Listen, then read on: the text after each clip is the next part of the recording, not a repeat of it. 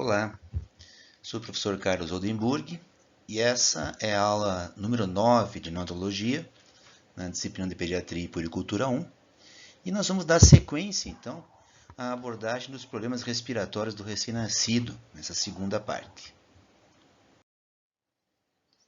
Como referências bibliográficas para leitura complementar, sugerimos o Caderno de Atenção à Saúde do Recém-Nascido, nas partes referentes, então, a extravasamento de ar e também broncoaspiração de mecônio, e também um texto que é o Consenso Europeu do Manejo do Estresse Respiratório do Recém-Nascido, de 2019, e um texto Pediatrics de aspiração de mecônio.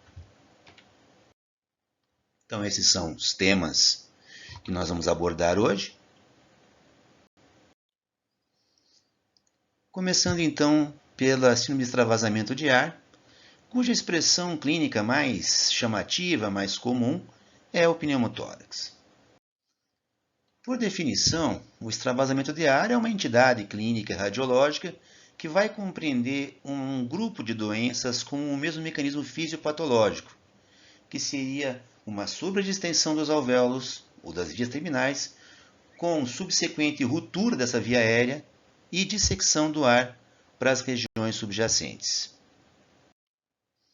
Então, dependendo do sítio onde esse extravasamento de ar for ocorrer, nós podemos ter um pneumotórax, pneumomediastino, ou um quadro mais leve de enfisema intersticial, ou pneumopericárdio, pneumoperitônio, pneumorretroperitônio e também um enfisema subcutâneo.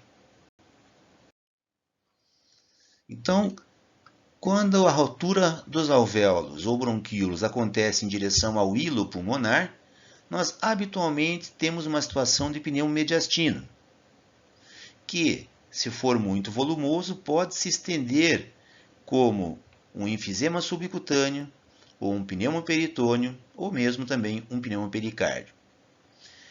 Quando essa ruptura acontece no interstício pulmonar, nós temos um enfisema intersticial, que poderá também evoluir para a dissecção do hilo ou mesmo para o espaço pleural. E em relação ao espaço pleural, quando há ruptura alveolar nessa região, nós temos o clássico pneumotórax ou a formação das bolhas subpleurais ou blebs. O trauma por pressão e o trauma por volume são geralmente as duas causas mais frequentes, os dois mecanismos mais usuais de lesão pulmonar. O pneumotórax, então, que é a entidade clínica mais comum e também de maior repercussão, porque ele pode ser hipertensivo e, com isso, gerar uma situação ameaçadora à vida desse RN, ele pode ocorrer de forma espontânea também, em cerca de 1% dos nascimentos, e se deve à elevação súbita da pressão nos alvéolos quando das primeiras inspirações. Já o pneumotórax hipertensivo é uma situação emergencial, em que há um colapso total do pulmão ipsilateral, podendo fazer desvio de mediastino, compressão dos grandes vasos e levar, inclusive, ao óbito. Uma imagem clássica do pneumotórax hipertensivo, em que se percebe a clara compressão e rechaço pulmonar, com desvio do coração para o lado contralateral, no caso aqui para a direita, uma situação que requer pronta intervenção. O tratamento do pneumotórax, principalmente do pneumotórax hipertensivo, ele vai ser inicialmente feito pela punção desse lado torácico afetado. Essa punção é feita no segundo espaço intercostal, na linha hemiclavicular, sempre entrando próximo ao bordo superior da costela inferior, evitando então o feixe vasculonervoso que corre no bordo inferior das costelas. Uma vez que se faça essa punção de alívio e se reduza os sinais e sintomas compressivos desse pneumotórax, nós podemos, de uma forma um pouco mais eletiva, providenciar uma drenagem dessa condição. Então, a colocação do dreno vai ser feita entre o quinto e o sexto espaço intercostal, dessa vez na linha axilar anterior. A outra patologia que devemos discutir hoje é a broncoaspiração do líquido meconial, ou broncoaspiração meconial. Ela pode ser definida como uma síndrome de desconforto respiratório, presente em recém-nascidos que tinham apresentado um líquido amniótico meconial ao nascimento e que têm um quadro clínico compatível e nos quais não há outra causa aparente que possa justificar esse desconforto respiratório. Ela é muito mais comum em recém-nascidos a termo e pós-termo, sendo rara nos prematuros. E é interessante notar que 5 a 25% das gestações vão cursar com líquido amniótico meconial. No entanto, só 1,5% até 35, 36% dos RNs que tinham líquido amniótico meconial vão evoluir com esse quadro clínico de aspiração de mecônio. Era mais comum nos meninos e também na raça negra. Do ponto de vista fisiopatológico, ocorre um acúmulo de substâncias na luz intestinal que vão compor o mecônio. A descamação de células da mucosa gastrointestinal, lanugo deglutido, bile, sangue, entre outros. Próximo ao termo, há um aumento da produção de um hormônio chamado motilina, que, como o próprio nome diz, aumenta a motilidade intestinal e pode desencadear o reflexo de defecação, havendo então a liberação de mecônio no líquido amniótico. Um pouco mais preocupante é aquela situação em que há um quadro de estresse intraútero, por asfixia, por exemplo, um descolamento de placenta, uma compressão de cordão, e que faz com que esse estresse desencadeie um reflexo vagal, que vai fazer a liberação de esfíncter e consequente eliminação de mecônio no líquido amniótico.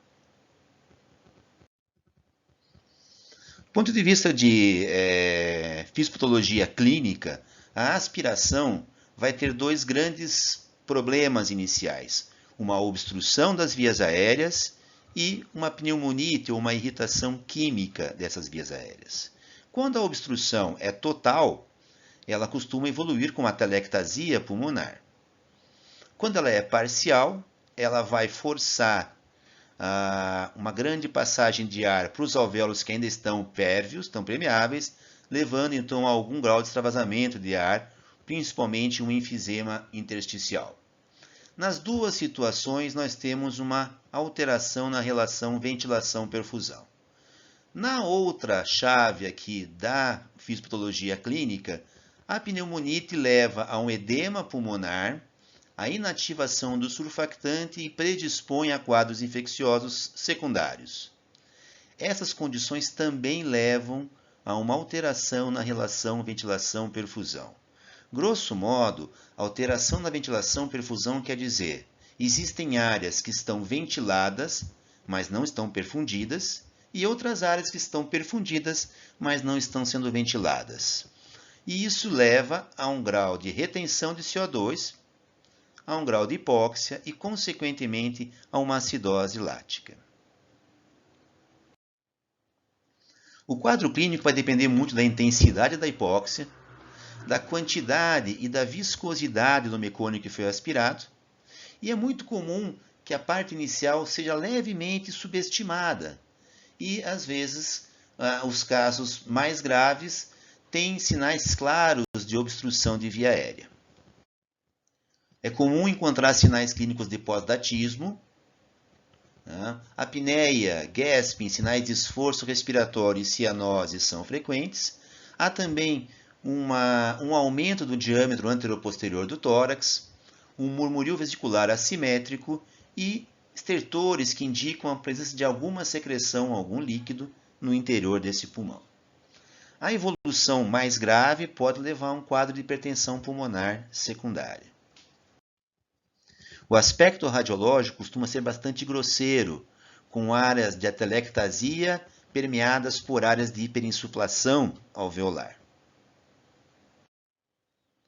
A prevenção desse processo passa pela identificação da gestante de risco para quadros de asfixia intraútero, né? Diabetes mellitus, doença hipertensiva, o pós-datismo, entre outros. É importante uma adequada monitorização intraparto para a identificação precoce dessa condição e a mortalidade, infelizmente, ainda é relativamente alta, principalmente entre os recém-nascidos a termo e, em geral, devida a uma hipertensão pulmonar. E para finalizar essa introdução da aula de problemas respiratórios na sua segunda parte, vamos falar um pouco sobre o tratamento, a abordagem das patologias respiratórias do recém-nascido. Nós já comentamos rapidamente na outra aula que as linhas gerais vão se basear numa oferta hídrica adequada, num bom posicionamento para drenagem de secreções, numa boa nutrição e aporte calórico, suporte hemodinâmico sempre que houver sinais de hipotensão ou choque, manejo da via aérea de forma a manter a sua permeabilidade, um ambiente físico que diminua o gasto calórico desse recém-nascido, além da prevenção de infecções. Um dos pontos-chave na abordagem desses pacientes em desconforto respiratório é o fornecimento de oxigênio. Isso visa aumentar a PaO2 e com isso também aliviar o quadro de vasoconstrição pulmonar, que em geral leva à hipertensão pulmonar, mas ao mesmo tempo também evitar a hiperóxia e suas consequências. Os três métodos mais utilizados, mais empregados para suplementar uma oferta de oxigênio são o oxigênio inalatório, que pode ser fornecido através do chamado caixa ou RUD ou halo, e também o catéter nasal. O CPAP é talvez hoje a forma mais predominante de abordagem inicial desses problemas respiratórios, e a ventilação mecânica fica reservada àqueles quadros mais graves em que o paciente não responde bem à terapêutica inicial. Então, algumas imagens aqui da caixa ou capacete, RUD ou halo, né, que é uma forma de oferecer oxigênio que pode oferecer concentrações que variam de 21%, 22%, que seria ar ambiente, né, até 100%. Mas ela requer, então, uma respiração espontânea e regular desses bebês. Hoje, talvez a forma mais utilizada para abordagem inicial dos problemas respiratórios do recém-nascido é um dispositivo chamado CPAP, a abreviatura em inglês para Continuous Positive Air Pressure, ou seja, pressão positiva contínua na via aérea, né? Esse dispositivo é colocado na região nasal do bebê através de duas pequenas prongas, né, ou prolongamentos desse dispositivo, e vai fornecer um aumento da pressão expiratória final positiva, que é a pressão de ar que fica no alvéolo ao final da expiração. Nós comentamos na aula passada que grande parte do problema desses pacientes é uma tendência ao colapso alveolar ao final da expiração, de maneira que o CPAP pode ajudar a prevenir essa condição.